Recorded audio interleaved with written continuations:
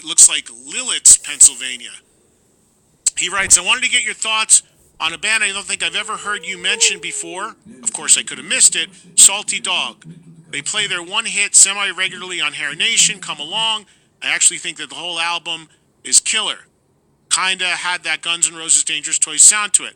No, it came out at a time where all things rock were heading into the grunge sound, but I would include Salty Dog as one of those bands who should have been much bigger. Just wanted to know your thoughts about them or any inside stories about the band members, etc. And yes, I have Google. Thanks, Eddie. I'll hang up and listen. And he also writes, hit him with the hind. All right, Derek, I don't really have anything huge to tell you about Salty Dog. Unfortunately, they are like hundreds of bands that had records released in the 80s or early 90s and didn't break through. They just didn't break.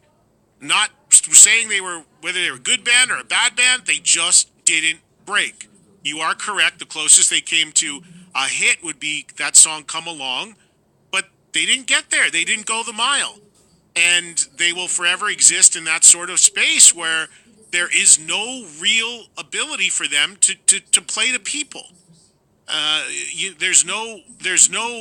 You're not ever going to get a chance reestablishing a band and getting a foothold. If you're 40, 50 years old and it didn't happen 30 years ago, the odds are a billion to one that you're going to have a chance at getting any new success in 2019. It's just not going to happen.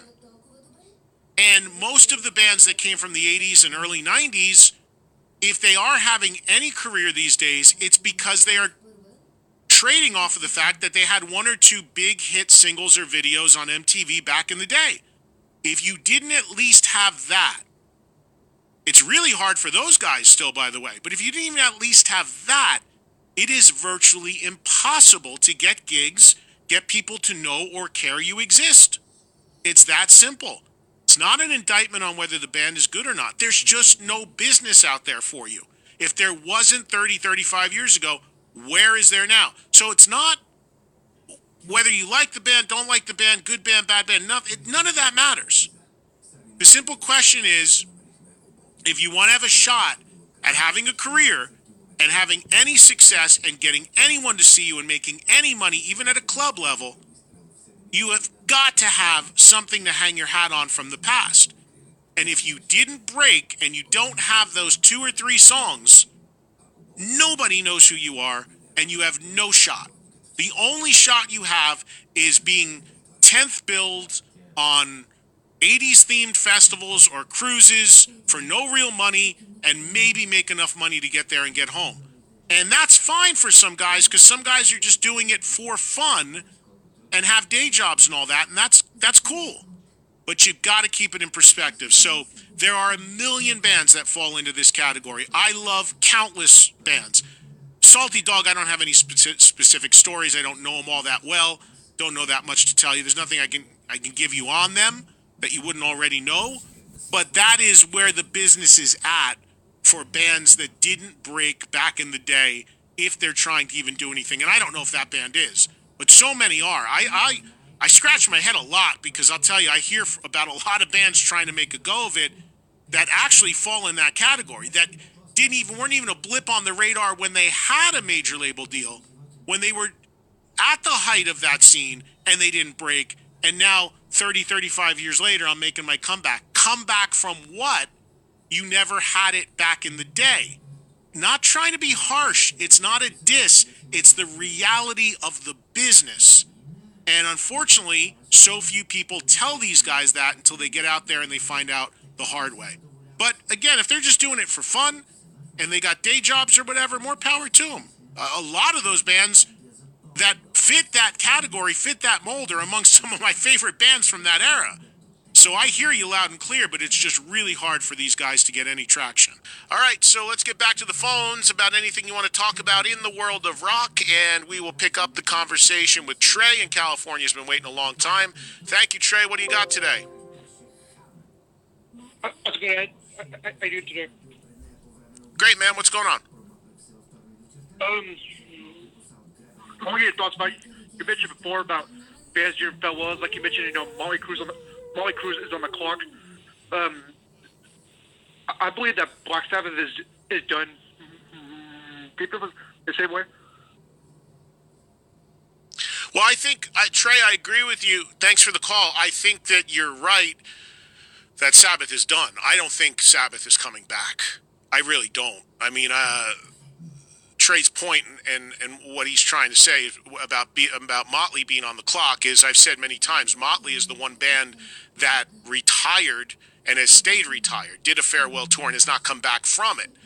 Now, when I say what I mean by Motley Crue is on the clock is that Motley Crue have a movie coming out, and we all saw what happened with the Queen movie and what's going on with Queen's concert attendance because of that movie. So what I mean by Motley Crue being on the clock is, will they cave and do some sort of reunion? And we're going to know really soon, because with this movie coming, if they're going to do it, we're going to hear about it soon. And it'll be interesting to see if they do it, what kind of spin they put on it. I think given the age of the guys in Sabbath, even though they've done a couple farewell tours as well, I think they truly are done. Tony Iommi has health problems. Ozzy, I don't. Ozzy's clearly not done. Ozzy is going to do 15 more farewell tours. He's out right now. I mean, he's on a million shows. I think Tony is going to pick his spots and maybe do some things here and there. But, Tony still has health concerns. And, Geezer is now doing a new band. And Bill Ward has not been a part of this for a long time now. So I don't think Sabbath is going to. I really do think Sabbath is done. I'd be shocked if they did any sort of tour again. Possible they do a show of some sort, maybe. But my gut tells me that really finally was the end for Sabbath. Let's get Steve, who is in Washington State, on. What's going on, Steve? Hey, Eddie, big Y&T fan up here in Washington State. How you doing? Great, man. What's going on? Hey, I got to ask you, I look forward to seeing it in NAMM next week. Is there something you're looking forward to other than the really big shows? Is there something that's going on there that you're really looking forward to this year than any other year? No, not really, Steve. When it comes to NAMM, it is such a massive event that I really try to get in and out of there and do what I have to do and get in and out as quickly as I can. It's pretty massive. It's pretty overwhelming. You've been to it, I assume? Yeah, you bet. Yeah, so there are a lot of people that don't understand NAMM and understand what it is because, and thanks, Steve, for the call, NAMM is supposed to be only for the industry. But over the years, it's also turned into a fan event, and one of the reasons why is there's a lot of shows and artists that do shows around the expo around that week. For instance, my buddy Portnoy with Metal Allegiance, and this Montrose Remembered show, and the Ride for Dime, and the Metal Awards show, and all these things that happen all strategically around NAMM because so many people are there. So those are public events. The actual expo, NAMM itself, on the expo floor is supposed to only be for industry, even though a lot of fans get into that as well. It is an overwhelming thing to try to deal with and get around and get your stuff done. And this year, I'm wearing more hats than ever there because I'm going to be doing this radio show every day. I'm going to be hosting those two events I just told you about, and I'm now going to be shooting for a day and a half or so all around it with my Access TV crew. So I've got a lot that I got to do. So the hang part of it and looking forward to it and seeing shows or getting out to what I can get out to is like the last thing on my mind because I literally have like 3 or 4 work functions that I need to get done. When that stuff is done, sure, I hope I can get out to the Dime thing a little bit, maybe pop my head into Metal Allegiance. Marty Friedman is playing a show out there. The stuff I'm hosting I'm looking forward to, the Montrose thing and the Hall of Heavy Metal History. So all of those things are awesome. But they're all, a lot of it's work related. I'll tell you a funny story. I was telling somebody last night.